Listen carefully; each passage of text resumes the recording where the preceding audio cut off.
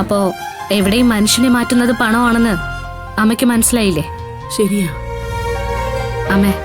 അമ്മ ഇക്കാര്യം ആരോടും ചോദിക്കാനോ പറയാനോ ഒന്നും പോണ്ട. അവരെല്ലാരും അങ്ങനെ സ്വപ്നം കണ്ട് നടന്നോട്ടെ. ഞാൻ എന്താ അവരോട് പറയണ്ടേന്നുള്ളത് നീ പറ.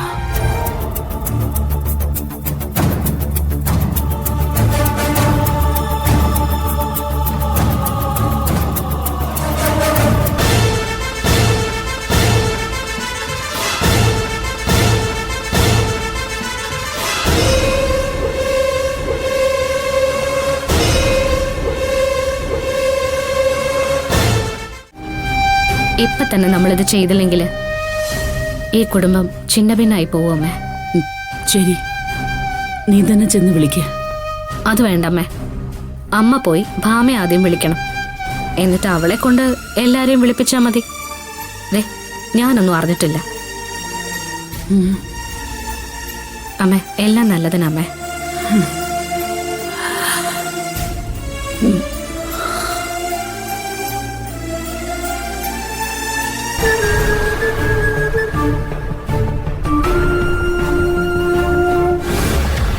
ഭാമേ,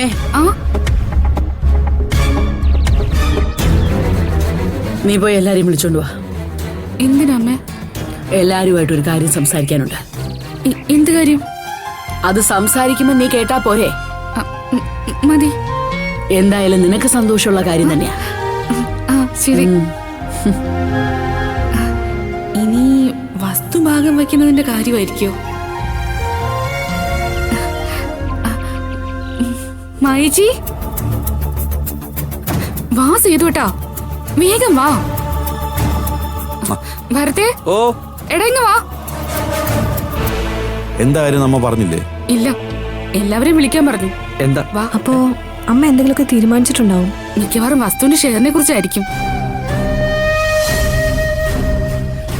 വാ. ആഹാ, നിങ്ങൾ നേരത്തെ എത്തിയോ? അബി വന്നില്ലേ? ഇല്ല, കണ്ടില്ല. നിങ്ങൾ എവിടെ ഇരിക്കേ, ഞാൻ പോയി അബിയെ വിളിച്ചിട്ട് വരാം. അബി. ഭാവന, എന്തിനാ അമ്മ എല്ലാരെയും വിളിക്കാൻ പറഞ്ഞേ? അറിയില്ല മായേച്ചി, ഭാമയാ ഞങ്ങളോട് വന്ന് പറഞ്ഞത്. എന്നാലും എന്തിനാവും?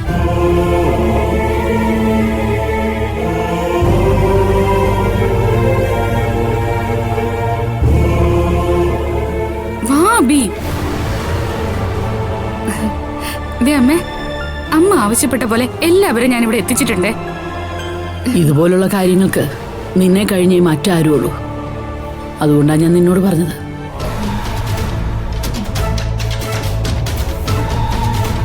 അമ്മേ, എന്താ അമ്മേ പെട്ടെന്ന് എല്ലാരും വിളിക്കാൻ പറഞ്ഞേ? എന്തോ തക്കതായ കാര്യമാണെന്ന് തോന്നുന്നല്ലോ. ഞാൻ പറയാം. അമ്മ വസ്തുവിന്റെ ഷെയറിനെ കുറിച്ച് പറയാനാവും എല്ലാരെയും ഒരുമിച്ച് വിളിച്ചത്.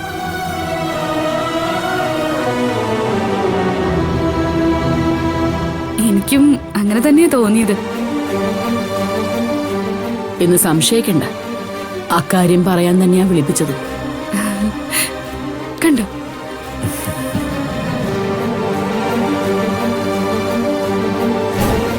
രമേശന്റെ ഏർപ്പാടിൽ വന്നവർക്ക് വസ്തു ഇഷ്ടപ്പെട്ടു, വിലയും സംസാരിച്ചിട്ടുണ്ട്. നമ്മൾ ആവശ്യപ്പെട്ട തുകയ്ക്കാ അവര് വസ്തു വാങ്ങുന്നതും. അതിന്റെ അഡ്വാൻസ് 2 ദിവസത്തിനുള്ളിൽ നടക്കും.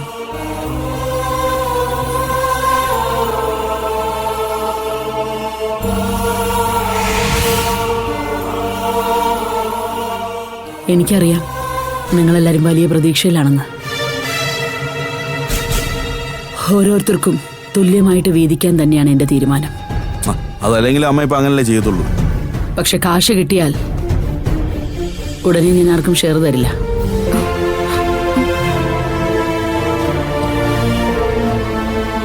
കാരണം ബാനുവിന്റെ വിവാഹം, അതാണ് എന്റെ അടുത്ത ലക്ഷ്യം.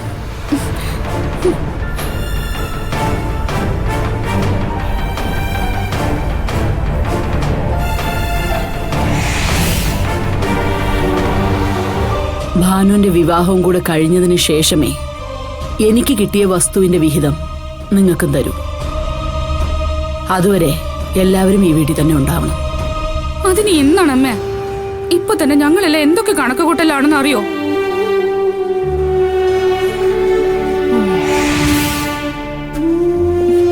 അല്ലേ? കണക്ക് കൂട്ടണ്ടെന്നൊന്നും ഇവിടെ ആരും പറഞ്ഞില്ലല്ലോ. എപ്പോഴാണെങ്കിലും ഭാനുവിന്റെ കല്യാണം കഴിഞ്ഞിട്ടേ ഭാഗം വെപ്പ് ഉണ്ടാവും.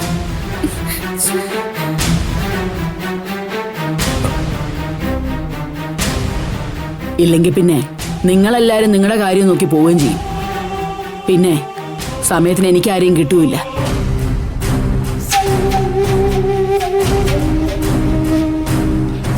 ആദ്യം ഭാനുവിന്റെ മനസ്സൊക്കെ ഒന്ന് നേരെ ആവട്ടെ. അതിനുശേഷം നമുക്ക് ആലോചിക്കാം.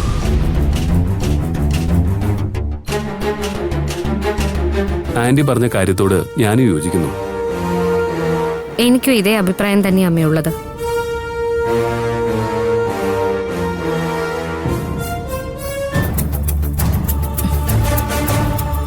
എന്നാ പിന്നെ ഞങ്ങൾ എന്തു പറയാനാ അമ്മേ? അമ്മ തീരുമാനിക്കുന്ന പോലെ തന്നെ നടക്കട്ടെ.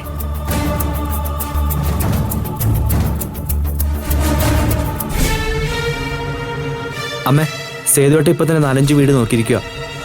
അതിനെന്താ, അവര് നോക്കിക്കോട്ടെ. ചെറിയൊരു അഡ്വാൻസ് കൊടുത്താൽ അത് അവിടെ തന്നെ കിടന്നോളൂല്ലോ.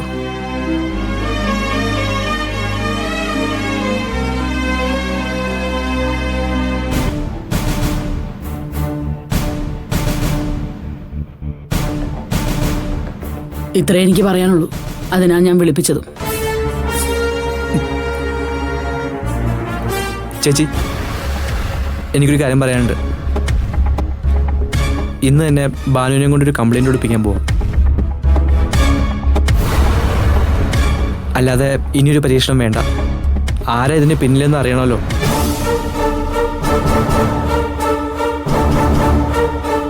കംപ്ലൈന്റ് കൊടുക്കാൻ വരട്ടെ ഭരത്. നമുക്ക് അർജുനെ ഒന്ന് കാണണം. അർജുനോട് ഈ വിഷയം ഒന്ന് അവതരിപ്പിക്കണം. എന്നിട്ട് നമുക്ക് എന്താ വേണ്ടെന്ന് ആലോചിക്കാം. അത് കൊള്ളേട്ടാ. അർജുനേട്ടന് ACP ആയിട്ട് നല്ല ബന്ധമുള്ളതാ. കഴിഞ്ഞ ആഴ്ച ACP കാണാൻ വേണ്ടി അർജുനേട്ടൻ വന്നിട്ടുണ്ടായിരുന്നു. അപ്പൊ പിന്നെ കാര്യങ്ങളൊക്കെ എളുപ്പമായില്ലേ? ഭരതും കൂടി വാ, നമുക്കിപ്പോ തന്നെ ഇറങ്ങാം. ശരിയേട്ടാ.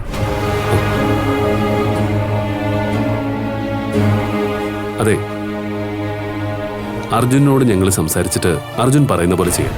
ഭാനു ഓക്കെ അല്ലേ? ഓക്കെ ആണ് ഏട്ടാ. എനിക്കും അറിയണം ആരിത് ചെയ്തതെന്ന്. ധൈര്യമായിട്ടിരിക്കുക ഭരതേ. ഞങ്ങളിത് ഇറങ്ങുന്നു. ഒരു 10 മിനിറ്റ്.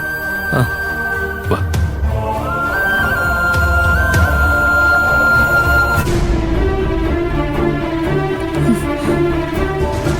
ഇവിടെ നിന്നിട്ട് ഒരു കാര്യമില്ല.